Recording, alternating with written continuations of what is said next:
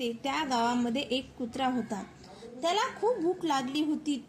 तो त्याचे अन्न शोधत होता. चालता चालता त्याला एक भाकरीचा तुकडा दिसला. त्याने तो तुकडा घेतला आणि कुठेतरी शांत बसून खावे या विचाराने लांब खावे म्हणून तो गावाबाहेर जाऊ लागला. परंतु गावाबाहेर जाण्यासाठी एक पूल लागत असे. एक ओढा होता, त्याच्यावर एक पूल होतं. तो चालता चालता त्याने आपले प्रतिबिंब पाण्यात पाहिले. पाण्यामध्ये पण कुत्रा आणि त्याच्या तोंडात भाकर. पण हे कुत्र्याला समजत नव्हते की ते आपणच आहोत आणि ते तोंडातला तुकडा सुद्धा आपलाच आहे. परंतु शेवट काय होऊ शकतो कडे?